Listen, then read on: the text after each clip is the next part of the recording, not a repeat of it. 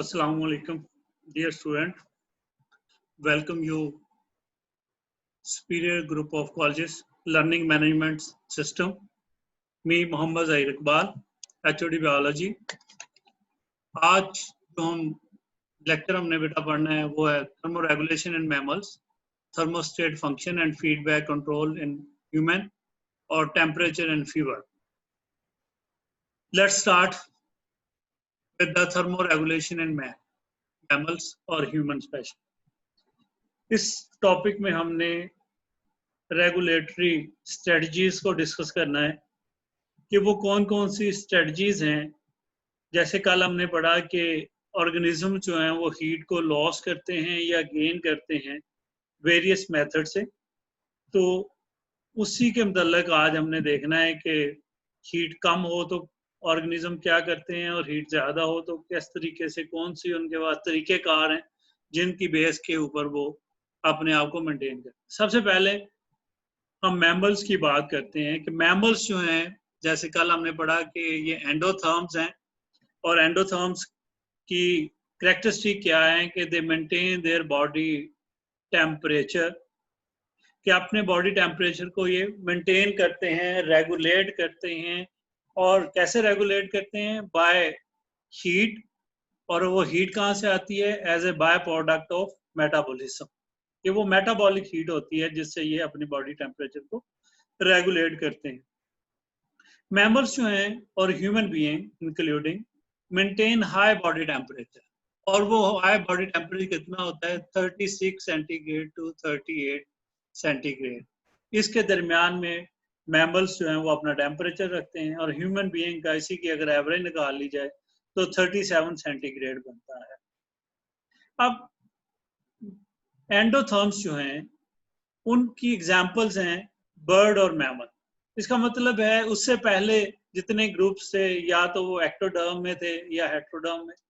Mostly they are included into the ectoderm. जैसे reptiles हैं जो कि एंसेस्टर्स हैं मैमल्स के और बर्ड्स के. तो ओरिजिन हुआ एंडोथर्मी का मैमल और बर्ड्स में.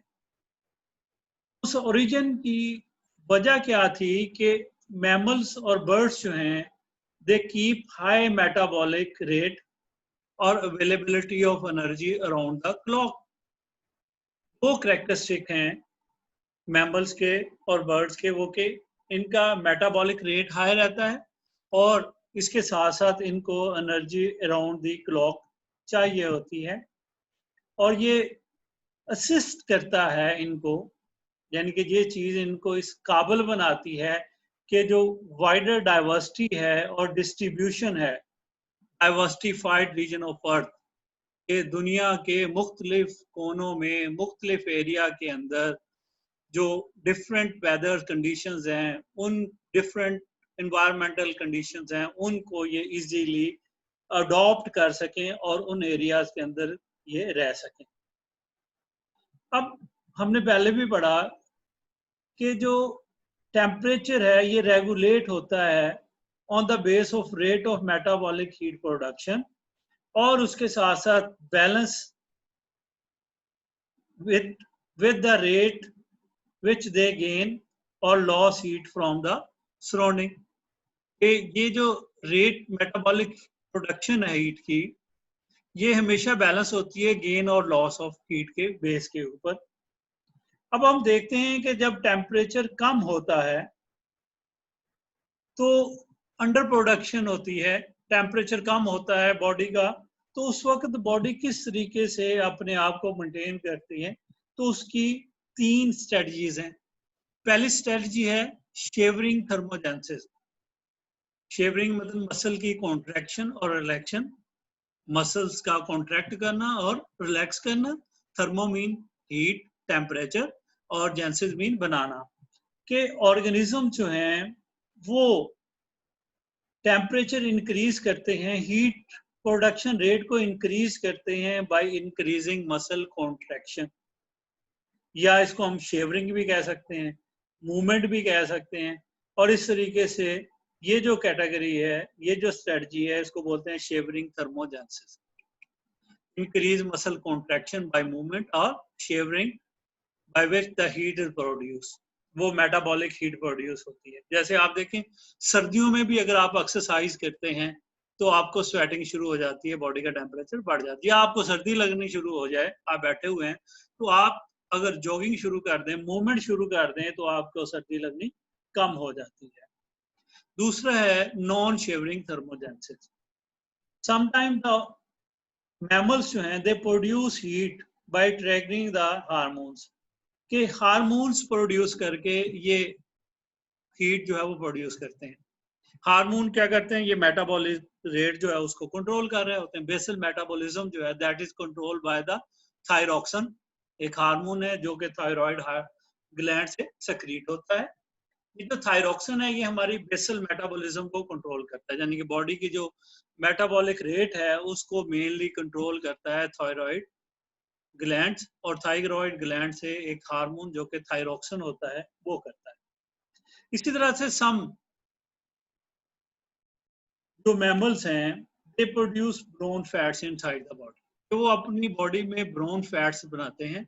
ये जो ब्रोन फैट्स हैं ये इसको वो यूटिलाइज करते हैं जब टेम्परेचर, बॉडी टेम्परेचर लो होता है, ताकि रैपिड हीट जो है वो प्रोडक्शन की जा सके, यानी कि हीट जो है वो रैपिडली प्रोड्यूस होती है from this brown fats.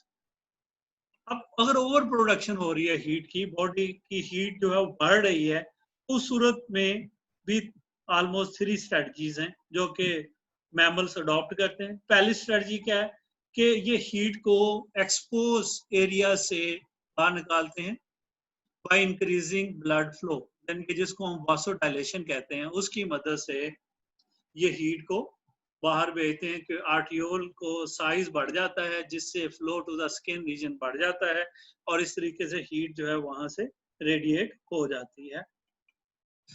Evaporative cooling, skin से इवेपोरेटिव कूलिंग होती है, उसकी मदद से जैसे कि स्वेटिंग होती है और स्वेटिंग के रिजल्ट में हमें ठंडक का एहसास होता है। तो इस तरीके से, या फिर स्किन जो है, क्योंकि इनमें स्किन मैमल्स में वो भी एक थर्मोरेगुलेटरी एक्ट करती है, जैसे कि आपने लिवर वाले चैप्टर में पढ़ा था, लिवर वाला जो टॉपिक था इस चैप्टर के अंदर, वहां पे आपने पढ़ा कि स्किन जो है दैट इज थर्मोरेगुलेटरी ऑर्गन, क्योंकि स्किन जो है उसमें से स्वेटिंग होती है जिससे इवेपोरेटिव कूलिंग होती है, और सीपीएम है जो कि माइक्रोब के अगेंस्ट प्रोटेक्ट करता है। ये तो होगी स्ट्रेटजीज जो कि थर्मोरेगुलेशन करती हैं। अब देखते हैं कि इन कोल्ड टेम्परेचर मैमल्स के अंदर कौन कौन सी स्ट्रेटजीज हैं, किस तरीके से वो टेम्परेचर को कंट्रोल करते हैं। तो 2 मेथड्स, अगर बॉडी का टेम्परेचर ज्यादा है तो वासोडाइलेशन होती है जिससे हीट लॉस होती है, और अगर टेम्परेचर कम है तो वासो कंस्ट्रक्शन करते हैं, मीन आर्टियोल का डायमीटर कम हो जाता है, लिहाजा body flow to the expose area skin कम हो जाता है, जिससे हीट कम रेडिएट होती है और इस तरीके से बॉडी जो है वो हीट को बैलेंस कर लेती है या रेगुलेट कर लेती है। इसी तरह से अगर हम ह्यूमन बीइंग को देखें तो ह्यूमन बीइंग में कोल्ड डे के अंदर उसकी बॉडी के जो टेम्परेचर है सारी बॉडी का एक जैसा नहीं होता बेटा। हमारे सर्दियों में आर्म्स का, लेग्स का टेम्परेचर कम होता है as compare to the trunk region. अगर आप ऑब्जर्व भी कर लें कि आपके पाँव ठंडे होते हैं, हाथ ठंडे होते हैं, नोज ठंडा होता है, जबकि जहाँ पे वाइटल एरियाज हैं, मीन हार्ट है, लंग्स हैं या ब्रेन है, इन एरियाज का टेम्परेचर हमेशा मेंटेन रहता है। इसी तरह से जो अदर मैमल्स हैं, land mammals, they respond to cold temperature by raising the fur. Fur क्या है, इनकी बॉडी के ऊपर बाल होते हैं, हेयर्स होते हैं, जिसको हम फर का वर्ड यूज करते हैं। ये जो फर है इसको ये एलिवेट कर लेते हैं, बालों को खड़ा कर लेते हैं, और जब ये बालों को खड़ा करते हैं तो उनके अंदर स्टिल हेयर, हवा जो है वो रुक जाती है। जब हवा रुकती है तो वो गुड इंसुलेटर के तौर पे एक्ट करती है between the outer environment and the skin. लिहाजा इस तरीके से ये अपने आप को रेगुलेट कर लेते हैं फ्रॉम सराउंडिंग। इसी तरह से इंसान भी बेटा रिले करता है, डिपेंड करता है फैट्स के ऊपर जो उसकी स्किन के नीचे होते हैं, which act as a insulator for heat gain और लॉस। इसीलिए आप देखें मोटा आदमी जो होता है उसमें फैटी लेयर भी मोटी होती है स्किन के नीचे, लिहाजा उसको गर्मी बहुत ज्यादा लगती है क्योंकि उसकी बॉडी से हीट लॉस नहीं हो रही होती। तो इस तरीके से यहाँ पे एक्ट होता है। इसी तरह मैरीन मैमल्स जो हैं, वेल्स और सील्स, क्योंकि इनकी सराउंडिंग बहुत ठंडा है, पानी कोल्ड वाटर है, बहुत ठंडा होता है पानी इनके इर्द गिर्द, but they maintain their body temperature. कैसे करते हैं? क्योंकि इनके अंदर एक थिक फैटी लेयर होती है, फैट्स की एक बहुत थिक लेयर इनकी बॉडी के अंदर स्किन के नीचे होती है, और ये बहुत मोटी होती है, सेंटीमीटर्स से ज्यादा, और सेवरल, बल्कि सम बुक्स में है कि सेवरल सेंटीमीटर्स। और ये इतनी थिक है कि ये इंसुलेटर के तौर पे एक्ट करती है। और इसको हम ब्लीबर, ये जो ब्लीबर है, ये शॉर्ट क्वेश्चन भी है बहुत इंपॉर्टेंट। अब इसी तरह से strategies in warm temperature, mammals क्या करते हैं? मैरीन जो मैमल्स हैं वो अपनी हीट को डायरेक्ट लॉस करते हैं इनटू द सराउंडिंग। जो वार्म वाटर है, सी वाटर जो है, उसमें हीट को लॉस करते हैं फ्रॉम स्किन, और इस तरीके से उनको क्या करना पड़ता है? They are richly supplied with the blood capillaries. इस तरीके से वो हीट को जो है डिस्पोज ऑफ करते हैं फ्रॉम देयर बॉडी। जबकि जो लैंड या खुश्की के रहने वाले मैमल्स हैं उनके अंदर वेरियस मैकेनिज्म्स हैं स्किन के अंदर जो कि लॉस ऑफ हीट का बाइस बनते हैं। लाइक इवेपोरेटिव कूलिंग करते हैं, पहले भी हम डिस्कस कर चुके हैं। स्वेट ग्लैंड की एक्टिवेशन होती है जिससे इवेपोरेटिव कूलिंग होती है। इसी तरह से बाज एनिमल्स जैसे डॉग है, इसमें रेस्पिरेटरी ट्रैक जो है वो एक्ट करता है एज इवेपोरेटिव कूलिंग। इस प्रोसेस को हम वेंटिंग का नाम देते हैं, पहले भी पिछले टॉपिक में भी इसका जिक्र आया था। Evaporative cooling in the respiratory tract, वहां पे लंग्स का वर्ड था, यहाँ पे रेस्पिरेटरी ट्रैक का, कि लंग्स से इवेपोरेशन होती है रेस्पिरेटरी ट्रैक के थ्रू, और जिससे इवेपोरेटिव कूलिंग होती है, लिहाजा बॉडी टेम्परेचर रेगुलेट होता है। ऐसे ही कुछ एनिमल्स जैसे ये बैट है, सलाइवा और यूरिन जो है उसको इस्तेमाल करती है for regulation of body temperature. Saliva and urine जो है that is used as a evaporative cooling के तौर पे इस्तेमाल होता है। ये एमसीक्यूज भी आया हुआ है, डॉग वाला भी और ये वाला भी, बैट वाला भी बोल। Thermostat function and feedback control in human body. आपको पता है कि ह्यूमन बॉडी का टेम्परेचर 37 होता है, और बॉडी टेम्परेचर को रेगुलेट करती है on the basis of a complex homeostatic system की बेस के ऊपर। और ये जो सिस्टम है ये फैसिलिटेटेड है बाय फीडबैक मैकेनिज्म। आपने पहले पढ़ा कि डिटेक्शन ऑफ सिग्नल्स, हमारी बॉडी में जो थर्मो रिसेप्टर्स हैं वो टेम्परेचर का कम होना या ज्यादा उसको डिटेक्ट करते हैं। और दूसरा हिस्सा क्या था? Signalling to the control centre. इस सूरत में कंट्रोल सेंटर जो है वो हाइपोथैलेमस है, उसको मैसेज सेंड करते हैं, और उसके रिजल्ट में अफेक्टर्स जो हैं वो एक्टिवेट होते हैं। अफेक्टर्स जो हैं वो या तो कूलिंग मैकेनिज्म ऑन होता है या वार्म मैकेनिज्म ऑन होता है। तो जब हमें सर्दी लगती है तो वार्म मैकेनिज्म ऑन होता है, एक्टिवेशन होती है, और जब गर्मी लगती है तो जो कूलिंग मैकेनिज्म है वो ऑन होता है। लिहाजा ये इनवर्स ऑर्डर है, इसलिए इसको नेगेटिव फीडबैक से ये कंट्रोल होता है। अब हम दोनों कंडीशंस को वन बाय वन देखते हैं कि ये किस तरीके से कंट्रोल होती है। देखें, इम्बैलेंस हुआ, टेम्परेचर ज्यादा हुआ, एलिवेट हुआ, जो थर्मोरिसेप्टर्स थे उन्होंने इसको डिटेक्ट किया। डिटेक्ट करने के बाद ये जो मैसेज था, सिग्नल था, ये पहुंच गया हाइपोथैलेमस को, जो कि हमारा इसमें कंट्रोल सेंटर है। इस कंट्रोल सेंटर को हम होम्योस्टेट, स्टैटिक थर्मोस्टेट फंक्शन, थर्मोस्टेट भी कहते हैं, जो हाइपोथैलेमस है। ये फिर कूलिंग जो मैकेनिज्म है उसको एक्टिवेट करेगा। कूलिंग मैकेनिज्म के दो हिस्से हैं। पहला मैकेनिज्म है वासोडाइलेशन का, जो कि स्किन में होता है। स्किन ब्लड वेसल्स जो हैं, जो स्किन को सप्लाई करती हैं, आर्टियोल, उनका साइज बढ़ जाता है, लिहाजा ब्लड फ्लो इंक्रीज हो जाएगा। जब ब्लड फ्लो इंक्रीज होगा तो हीट लॉस होगी in the form of radiation, radiate करेगी हीट, और इस तरीके से बॉडी टेम्परेचर रेगुलेट करना शुरू हो जाएगा। दूसरा जो कूलिंग मैकेनिज्म है, सेकंड पॉइंट उसका है, वो है स्वेटिंग। स्वेट ग्लैंड्स जो कि स्किन के अंदर प्रेजेंट होते हैं, ये स्वेट ग्लैंड्स जो हैं ये स्वेटिंग करते हैं, जिससे वाटर प्रोड्यूस होता है। ये जो वाटर है ये वेपोरेट होता है फ्रॉम द स्किन रीजन, और इस तरीके से वेपोरेटिव कूलिंग होती है, और बॉडी टेम्परेचर जो है वो डिक्रीज करना शुरू हो जाता है।